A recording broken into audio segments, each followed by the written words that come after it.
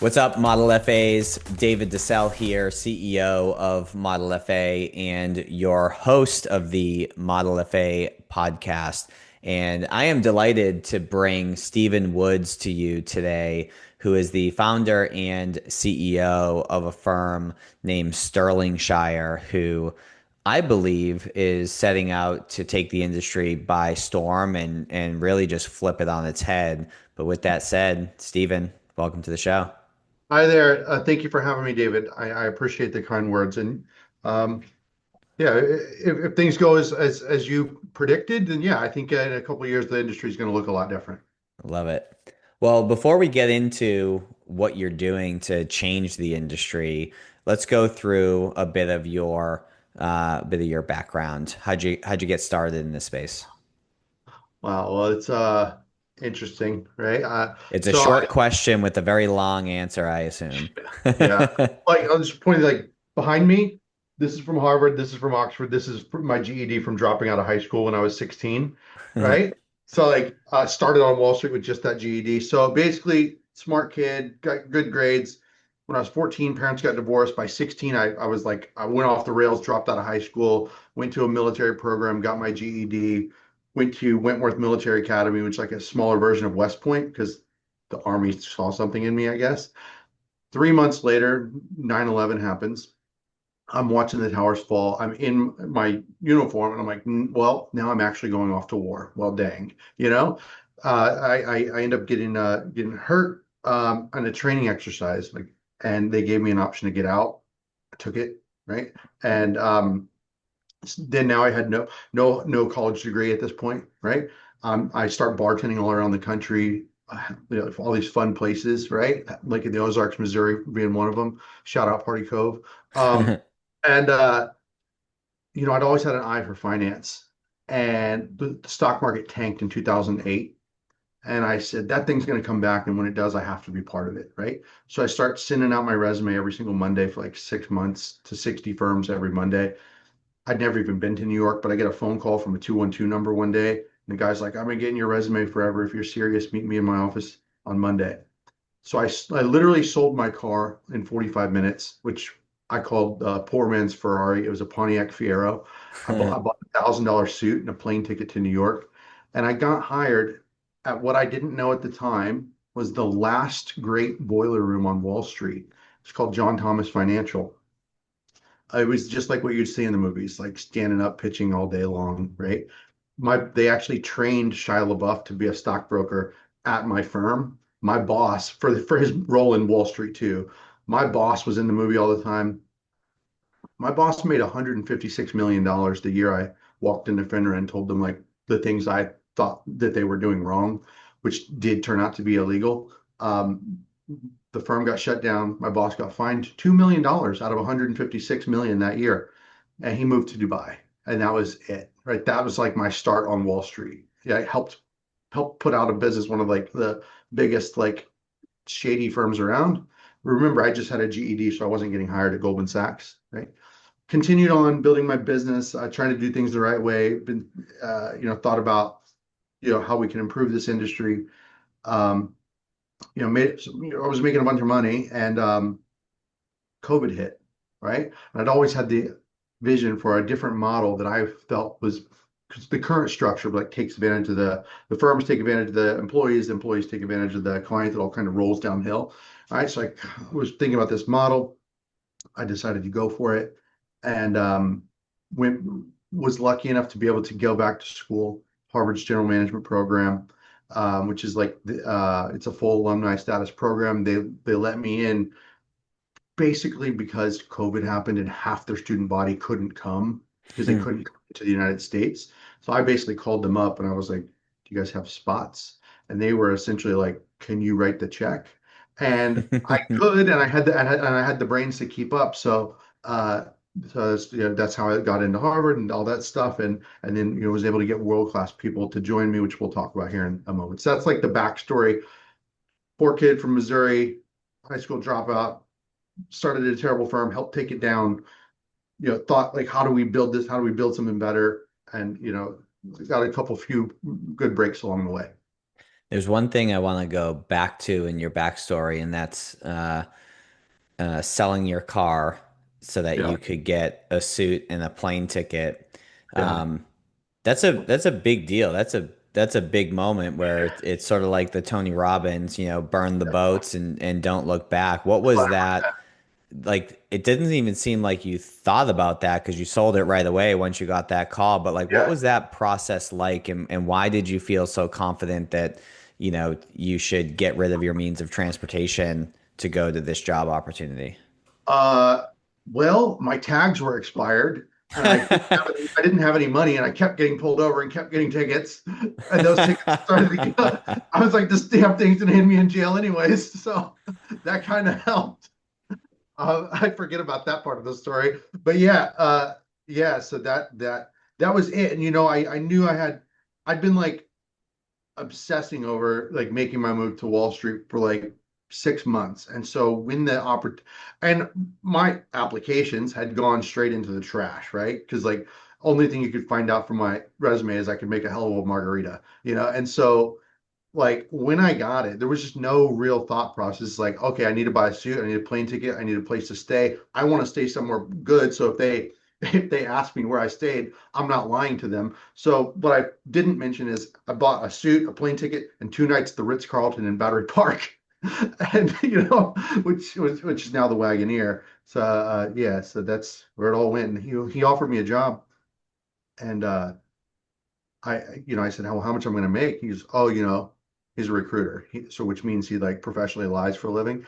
And so he goes, 3 months, buddy, you're going to be making 50,000 a month. I went home and I was like, Mom, 3 months, I'm going to be making 50,000 a month. She's like, great, honey. And I was like, I need to borrow $10,000 to move to New York. And she's like, no. And then I followed her around like a lost puppy dog for 3 weeks, and she gave me the money, thank God. And when I got there, I realized that there was other trainees who were on my same desk who were still in the training program making $250 a week 18 months later. And I was like, oh no, this is not going to work. And they said, well, this is what you got to do. You got to do this, and that. And I did it all in 3 months. And month four, I literally took home $40,000 month four. It was the craziest thing I've ever seen. And at that point in time, I was like, well, this is what I do now forever, you know? That's And I, wild. Well, and it's I paid my mom back. Yeah. good. Yeah. Um, but it's interesting. There's even a lesson there where whether whether you want to do it or not, that's another conversation. But a lot of these companies, and even in this industry, to be an advisor, like there's proven systems and proven activity levels and proven strategies that work that folks are resistant to, and those other trainees that were still making a $250 a week likely just stipend to pay for their subway pass to Yep. get to and from the office. They weren't following that, and you did, and it shook out really well for you. Yeah, it did. They they did a lot of things great there at that firm. They did the greed made them do some bad things, right? What they did is they taught me how to develop a business, right? They taught me how to build clientele, right? And I was just operating in normal stocks, like buy Apple, buy this, right? Buy normal stuff. Like the upper level of management got in a situation where people would come to them and they would say, hey, I have this company, like we want to raise some money, whatever, right? We'll give you shares in the company. And then like they would do, pipes and other sort of, investment banking products, investment banking deals that were not necessarily on the up and up. But more importantly, like what they would do is they would restrict the trading for the clients themselves, and then the firm would liquidate the proprietary, holdings and things like that. And like that's like just the greed is like what took them down. And so the lessons that I learned from that are directly implemented into Sterling Shire. Whereas whenever we went to do our NMA with FINRA to file our paperwork to get the broker dealer and stuff, I intentionally did not put in for private placements as a business line. So me as a broker dealer, I don't even have that. Like it can't even happen. Like I can't do a private placement for for a firm. So that way that the conflict, I don't even have to deal with it. I can Hmm. still do privates through my RIA, but these are different. This is like KKR, Carlisle, BlackRock, big institutional grade things where we're charging a management fee on. This is not something where a little $20 million company comes to me and says, "Hey, I need $5 million, and by the way, I'm going to send $1 million out the back door to you." Right? So we just eliminated that from day one. Understood. So let's start to transition towards the problems and I guess opportunities that you see with other larger firms, aggregators in the space, and then we'll weave into how you're solving those problems and maximizing those opportunities with Sterling Shire. Sure. So I was a decent producer, doing a couple $1 million a year in production. Single guy in the city, life was good, right? But I couldn't understand why I was paying $500,000 a year to go to work at the end of the day, whenever I was doing all the work, right? Basically, I was doing all the client acquisition, all the asset allocation and things like that. And it felt like a lot of the times the places I worked at like wanted us to do certain products. And I was never that guy. I was always the guy who was just gonna, buy my individual equities, buy my ETFs, and that was gonna be it, right? So I'd always had this idea like, well, how can we build something where we can put everybody on like a real 100% payout? And then what happened is COVID took place and it gave me a little bit more time, right? To focus on this. So I did a really deep dive into the model. And I realized something that a lot of advisors don't even understand is my firm wasn't just keeping $500,000 of my front end production, which is my asset management fees and commissions. They were also making like another 500,000 on the back end through margin interest, the sweep program, and fully paid stock lending, and all these back end revenue streams that advisors don't even ever see, right?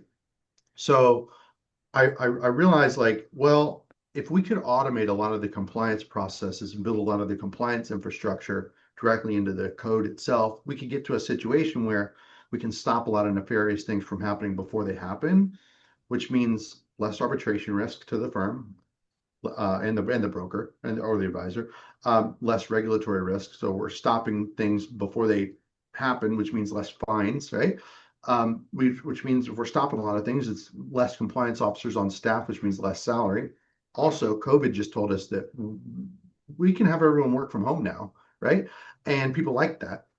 So if we can strip out the real estate footprint, right? We don't have any real estate to pay for. All those things combined puts us in a situation that we can really, put everybody on a real 100% payout, right? So I came at this first and foremost from a broker or advisor perspective, like how do I get to keep more of my money, right? That was my first inclination, and then it transitioned to, well, that makes the world better for advisors, but that's great, but nobody really cares. Like, how do you make the world better for clients? Because if you can make the world better for clients, that's going to solve the number one hardest thing in this industry for an advisor is where does your next client come from, right?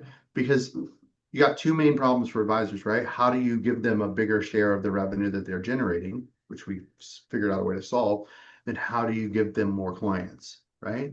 And in order to get them more clients, you just either got to be like the best marketer under the sun, right? You got to have the biggest funnels at the top, right? You're spending ad dollars, right? Or you have to take our tact, which is you have to bring them an entirely new system, right? Because right now the system, you got two systems, right? So you have like your self-directed model over here, buying, selling, whatever you want, using robo advisors. And then you have like the full service side of things, right? Those are two very distinct systems. And we took a path of like, we're not going to play that. We're going to build an entirely new system that doesn't exist, and one that we believe that, especially younger clients that are coming up, are really going to appreciate. So what we did is we were kind of came out with our advice on demand model. This is where a lot of our inbound clients come from.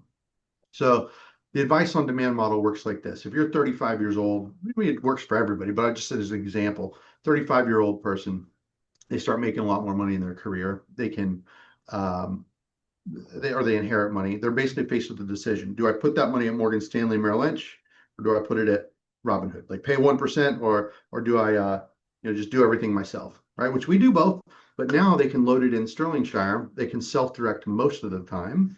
When they need it, they can reach out to their high-level personalized professional advisor that they've been allocated out to. And we have this deep pool of advisors now because what we've done is we built that system where every single advisor is on a real 100% payout. So it's created a tremendous pull mechanism where everyone's leaving and bringing their clients to Sterling Shire. So instead of me going out like one of these aggregators and saying, Mr. Jones, you do $1 million in production, let me give you like what feels like a really big check, right?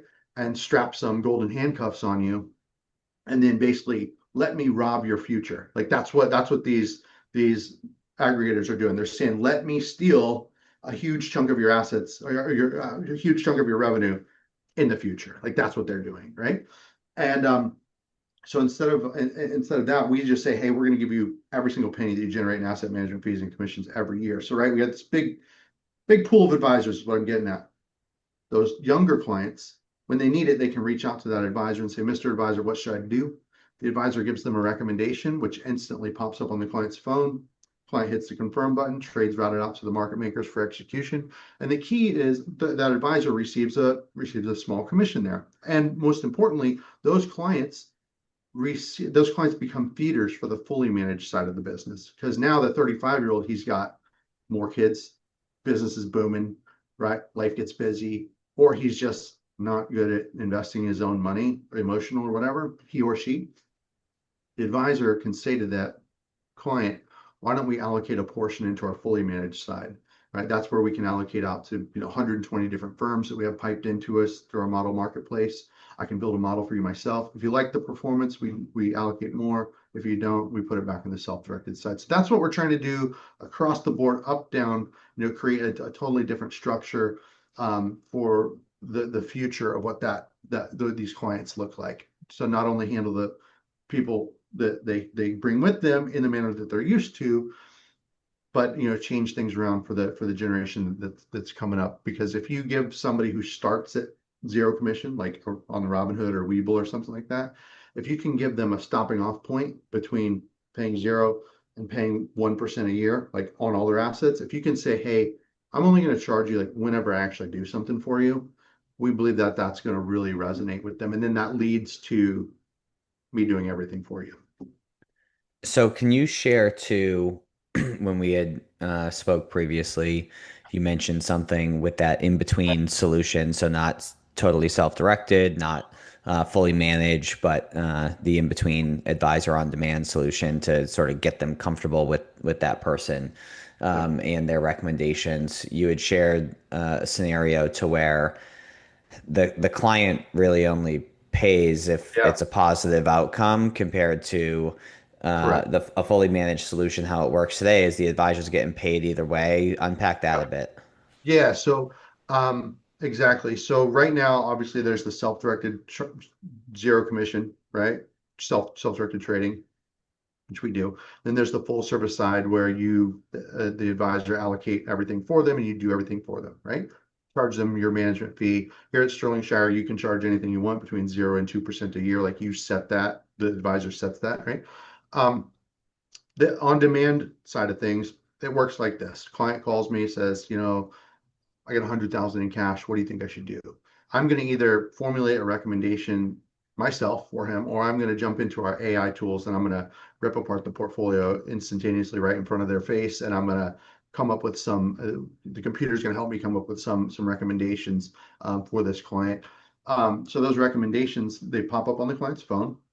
Let's say I give them 10 recommendations, buy these 10 different things, right? Boom, boom, boom. Here's why I think you should buy them, right?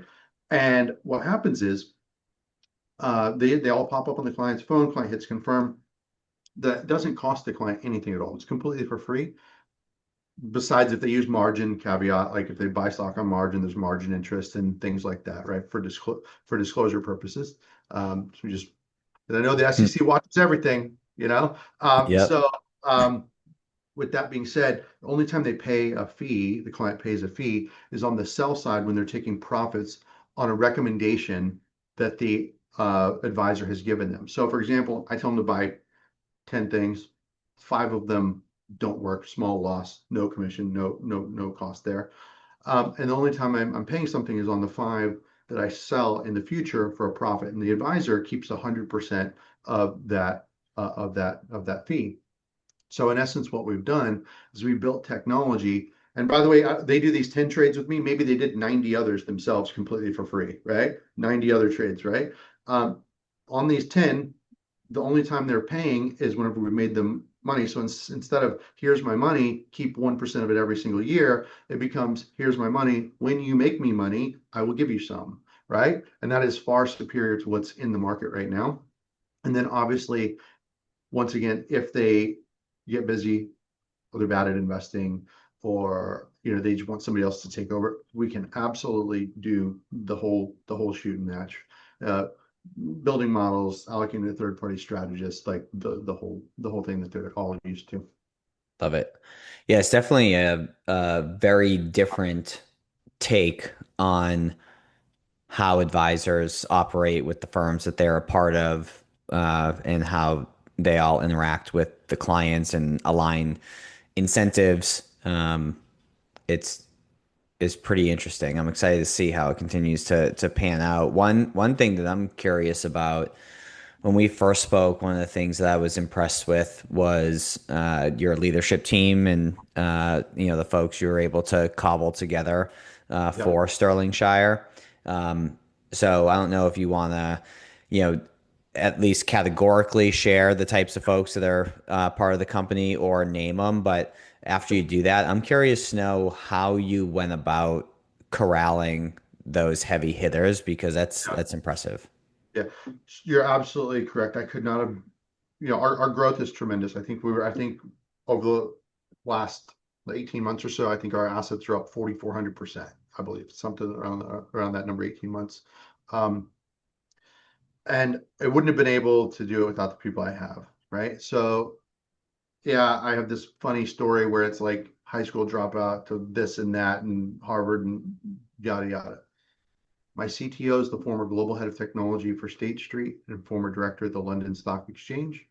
Um, One of my board members was former SEC chairman Harvey Pitt. He tragically passed away. We replaced him with Scott Friedman, who's the former president of Robinhood from the time that they were founded, and chief compliance officer there. Um, my current my chief compliance officer, her name is Mara London. She's the former CCO of Revolut, right? Revolut, most people are aware, they're one of the biggest fintechs in the world. I think it's valued at 45 billion in the private market. She just left them in December and joined me. My chief market strategist is David Lundgren. He's the former director of research for Wellington Management. Also a current board member of the CMT. So there's 2 governing bodies that certify analysts. There's like the CFA, which is fundamental. It's going to be balance sheets. Then you have the CMT, which is technical analysis, charts, graphs, money flow, things of that nature.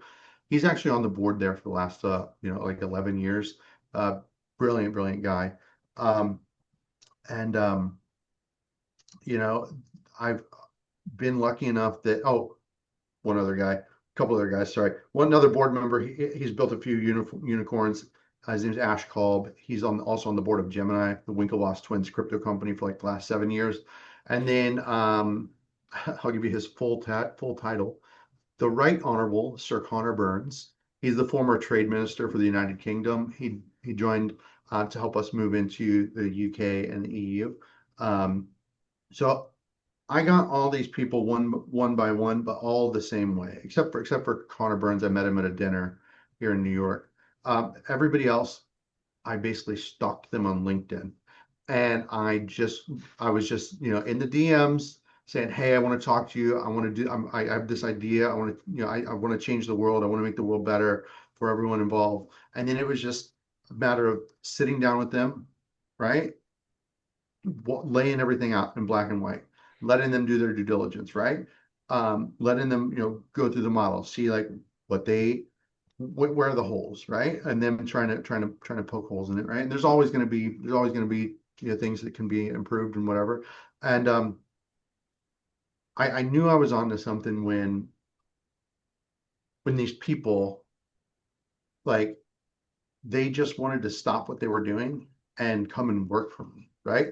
Because like you're someone like my very first hire was Constantine Gavalis, and uh, he's the former our CTO, and he could go get paid millions of dollars, literally millions a year, and I I'm just I'm gonna say it, right? I gave him some equity in the firm and $40,000 a year to pay his property taxes, right? I'm paying the guy peanuts, and they're joining because they see the vision, right? The vision is not, hey, we're gonna build a little thing, we're gonna gather a couple $1 billion and like flip this to a private equity firm, right? This is we're going to build a brand new bulge bracket bank from the ground up in a fully digital manner and strip out a lot of the nefarious things and strip out a lot of the real estate and all this other jazz.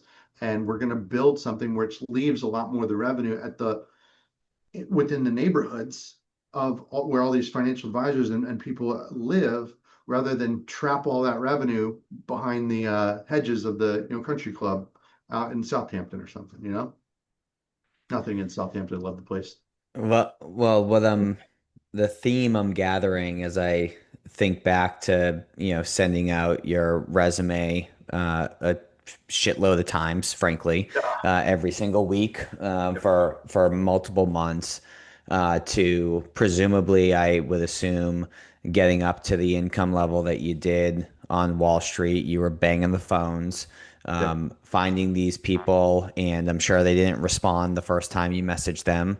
yeah, The theme that I have with you so far is just you're tenacious, and you believe in yourself and the mission that you have. And similar to Dan and I when we spoke, it's contagious, and you yeah. do a good job at that. And it's pretty cool to see how you've maintained that theme throughout your life, and it's gotten you to be working with some heavy hitters doing something pretty important. Yeah, that's absolutely right. I would say that's right. I'm very, very tenacious person. But more importantly, I understand when I don't know something, right? And when I don't know something, I go get somebody who does, right? And I don't try and do things I know I don't have the capability to do. I will improve my capability, but I will go get an expert in that realm, and I will rely on that person to make me a better leader and to make this organization better. Love it. Well, Stephen, this has been wonderful. Before we start to wrap up, one of the questions that I ask all of our guests is a book that's had an impact on them. And given your personality style, it doesn't surprise me that you like the technical side of what I imagine you learned about in Moneyball, that book. Talk to us about the impact that that's had on you. Yeah, so that book, I really just like the fact that it's an underdog story. They're looking at the game a different way, right? They're looking at how can they put the how basically how can they get the most people on base, right? And um, at the end of the day, they were obviously looking at the numbers and trying to figure out like the best way to win a game, right? And that meant building a different structure of a team, right? And that is what we're doing here at Sterling Shire, right? We're looking at we're trying to look at things in a different manner, right? Instead of how can I just get as much money as possible and you know from each individual and just like keep 1% of it a year or whatever it is, right? It's how can I fundamentally improve this entire thing for everyone involved. And if we're successful in that, I believe that we're going to have more money and more clients than we ever know what to do with, right? And that's just kind of what I took away from the book. Love it. Well, I've seen the movie, but I haven't read the book. So if it holds true with the book usually being better than the movie, I'll have to scoop it up. Absolutely. Yeah. Well, if I'm listening to this and I'm intrigued, I want to check you guys out. I want to see what it may look like to work together. Where Yep. should I go? So bottom line with Sterling Shire is what we've done is we built technology where every single advisor can keep 100% of all their asset management fees and commissions with zero cost whatsoever. I know whenever you're hearing this, folks, you're probably thinking, what about this? What about that? What about who pays for this? If the question starts with who pays for or what about, it's Sterling Shire. There's literally zero cost, no tech, no E&O, nothing. Okay. You can reach out to any of the advisors that we have. They're all on the website. That website is sterlingshire.com. That is STIRLINGSHIRE, sterlingshire.com. And you can go on there, contact us, contact any of the advisors, and my email and my cell phone number is there, so you can give me a call. Awesome. Well, Stephen, I'm excited for what's to come for you guys. I'm excited for what's to come with our collaboration and for everyone tuning in. Hopefully, you are intrigued and this has caused you to start thinking differently. And I would encourage you to reach out to Stephen. Uh, his personality and excitement is infectious, and I think you'll really enjoy spending some time with him. So, with that said, Stephen, I appreciate you joining today. Thank you, David. All right, take care.